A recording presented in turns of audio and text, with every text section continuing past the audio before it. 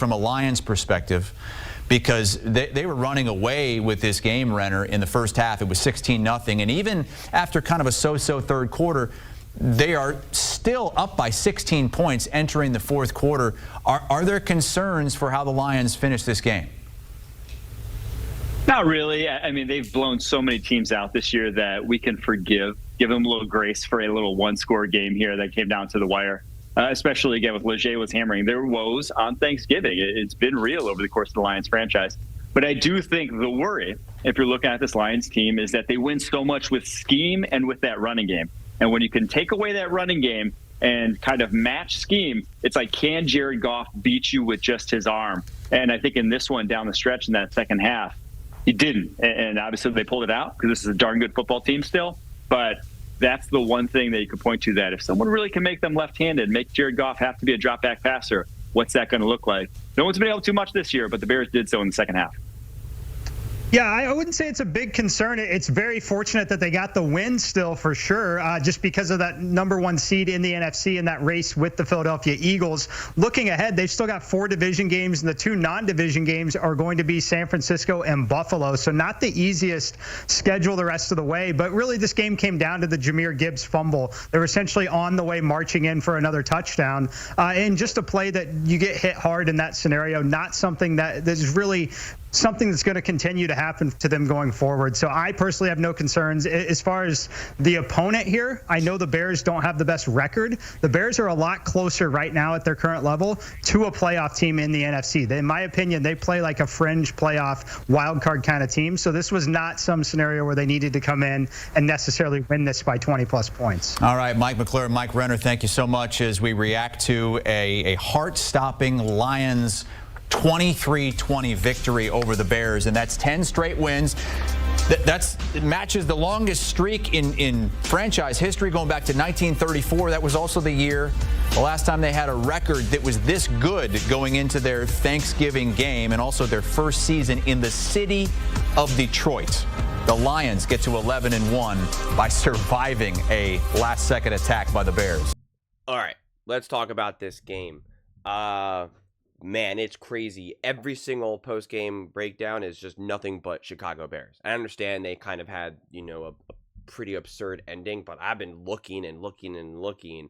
I can't find anything on the Detroit Lions, which is kind of wild when you think that they are, they're tied for the best record in the NFL, and yet everyone's just talking about the Chicago Bears, who are obviously, I don't want to say that they're a bad team, because they're not a bad team, but they do bad things, let's just say. So kind of frustrating that they're getting all the attention and the Lions are essentially getting nothing. So I'm going to put out Detroit Lions content.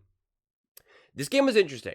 I'm not going to say that there's nothing to worry about, but it's just my expectations of who the Detroit Lions are. I think they're the best team in the NFL, without a doubt. So when you are the best team in the NFL, it's always kind of like, well, you want to continue to be the best. You want to continue to fine-tune, and you want to be honest about the evaluation of what your team did, rather than be like, no, that's no big deal. Oh, well, you can't blow out every game. That's not the way how I look at it. If you were an average team, or just a good team, or even just dare I say, a great team, it's like, fine, you can do that. This is an elite team. This is a next level machine of a team, and because you pay attention so closely to detail is why this team is so special, which is what Dan Campbell really brings, and Ben Johnson for that matter, really brings to this team. So believe me, they know. He's gonna say the things like, hey, it's hard to win the NFL and that was a great win, but he's also gonna be like, hey, we could have lost that game. I guarantee you Dan Campbell's saying that to everyone. We could have lost that game. That's how close football is. Okay, we can play great. We can roll in the first half, and then before we know it, we could be losing that game. And I know that's what he's sending to his message, because Dan Campbell doesn't lie to his team. He doesn't lie to his team at all. So as a fan, you have to acknowledge that as well. This was a game that the Chicago Bears could have absolutely won, that the Detroit Lions absolutely could have dropped. Quite frankly, because of just such bizarre, terrible coaching moves, even just before that last 30 seconds, they should have been kicking a field goal to win the game, not even just tie it, right? So it's just one of those things that you have to acknowledge, which is fine, because again, you're not going to just win every single game. What the good thing is we see teams like the, like the Lions, the Chiefs, Eagles, whoever, any top team in the NFL drop games like these. So it's pretty great when you still find a way to win. It's kind of why you can almost start to make the argument, hey, are the Chiefs going to go undefeated? Because the games that you typically lose, that get away from you, like against the Broncos or whatever, or even against the Bengals early on in the season, when they find ways to win that game, whether it's luck, whether it's the universe, the football gods, whoever, who cares, you're just like, okay, well, that's great. You kind of get away with the win, even though you could have lost. So I think that really bodes well for the Lions and really helps them, obviously, with their pursuit of having the number 1 seed by home field advantage, all of that, which I do think will be important. But the one thing that I wanted to talk about, that I wanted to make sure I mentioned, because I have all my notes and all the individual plays. I mean, I love the Laporta touchdown, his second touchdown with the fake pitch and all that. I mean, just beautiful play calling, beautiful play design, which he actually got. Kellen Moore actually did the year before with the Chargers, ironically, but just beautiful. But what I want to kind of highlight is there is this idea, right? Because in the first half alone, they had over 10 plus yard plays, right? It was just big play after big play after big play. And they were obviously able to run the ball like madmen in that first half. It was truly unstoppable. They in the first half they had 144 yards rushing and only 50 in the second half. I say only 50, but considering what they were obviously doing in the first half was still something quite special. And this was for a few reasons, though, because the Lions are obviously so physical, so well coached, so well prepared. Everything that the Chicago Bears aren't. That first half was so perfect because you see this is what a team looks like when they're ready to play, the Detroit Lions, and look at the Chicago Bears, a team that is clearly not ready to play. And the Lions are able to take advantage of that because, again, they're well coached, well prepared, and so physical that if you have an offense on the other team, like for the Chicago Bears, if they're not having sustained drives and they're going to have 3 and outs, which it was like back to back to back to back 3. I think it was 4 straight 3 and outs in the first half. The defense is going to be exhausted. The defense is going to be exhausted. It's just, there's just no way around. I don't care how big and strong and elite the defense is on the other side, for the other team.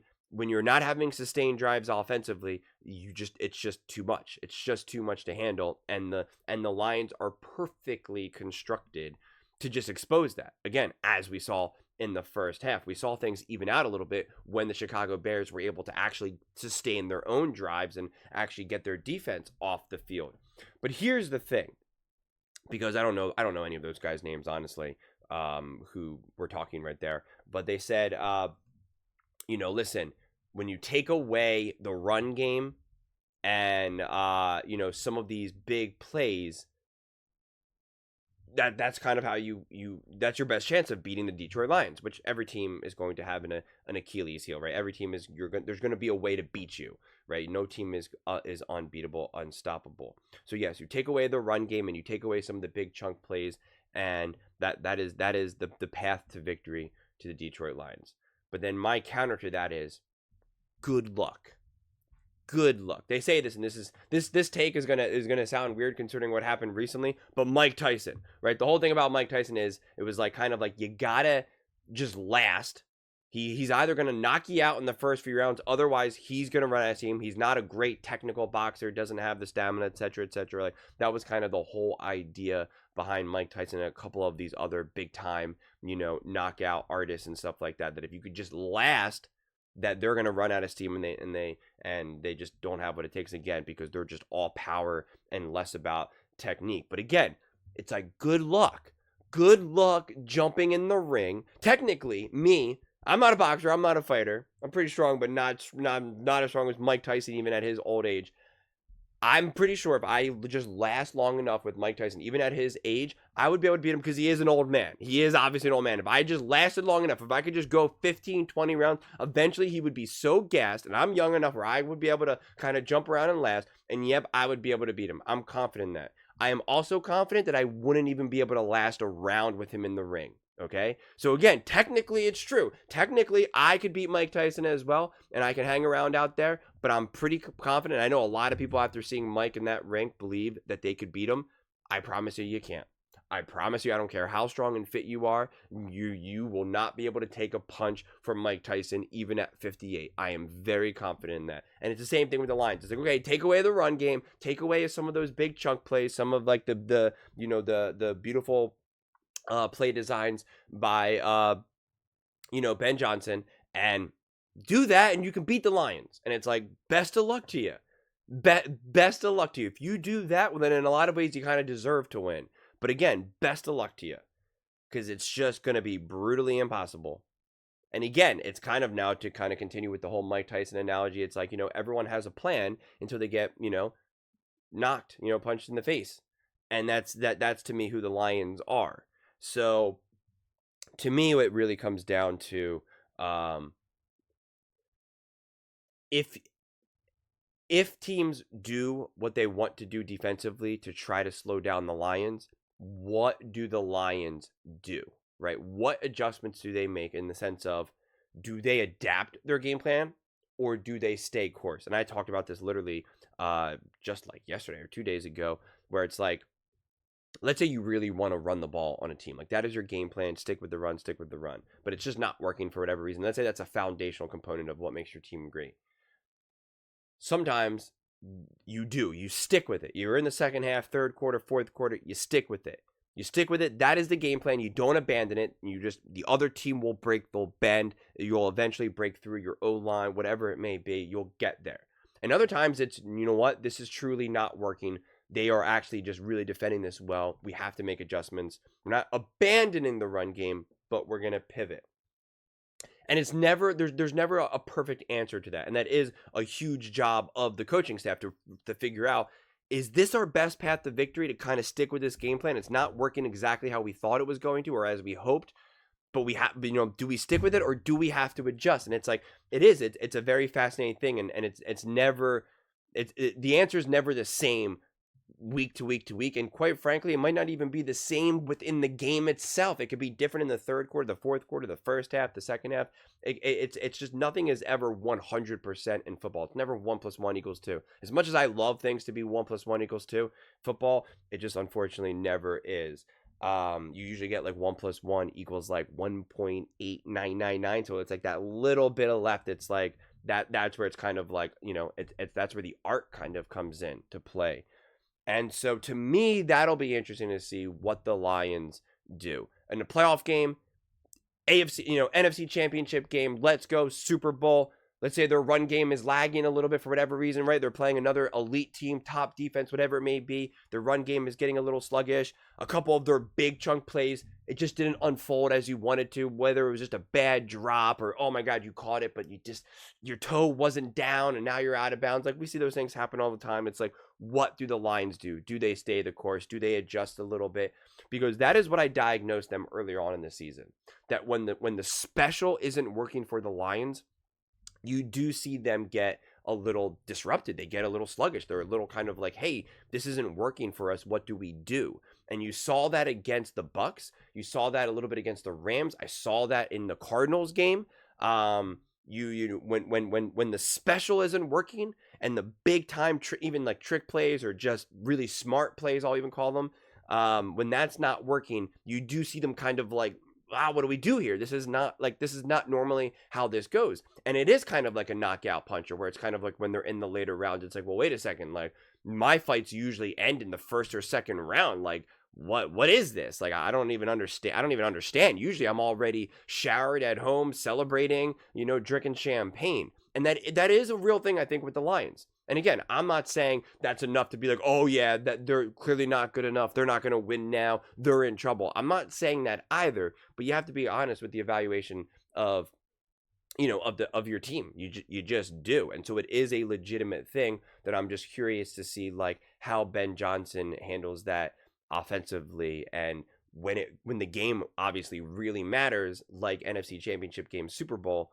because that's the lens that I'm looking at it through, for the Detroit Lions, because to me, it's like, this is it. Like, this is for their taking. Let's go. I'm just curious to kind of see kind of how they adapt, how they evolve, what their game plan is. And there might not be much to change. I really don't know. but it is something that has stood out to me, really this entire season, but it just hasn't really come up in many games. It was just kind of those few games that I pointed out that I was like, okay, this is a thing. Let's see how this continues to progress. But then they just started obviously rolling teams. So it's interesting. Honestly, I think this team is truly special. So I'm sure they'll find a way through it. But it's still worth kind of talking and discussing. You gotta have two kinds of fans that I've realized, especially when a team is really good and great. People either want to acknowledge some of the deficits or some of the issues, or they just want to be like, they get angry that you even bring up anything remotely not 100% positive, right? That it's even like, that's right, the Chicago Bears were never going to win that game. And it's like, well, that's not really true either. Like, this is a game that they could have lost. No. And it's like they don't want to acknowledge it, right? They don't want to acknowledge like any flaw. This team's amazing, this team's dominant, no one's going to stop them. And it's like, I know you want to believe that, but it's never been the case in the history of the NFL. It's just never been a case. Even an undefeated team was technically still beatable. They weren't beaten, but they were still technically beatable. Nothing is 100% perfect. There is always a flaw. There is always a way to beat a team. When you're a team as great as the Detroit Lions, again, there is a path to beat them, but it's like, good luck.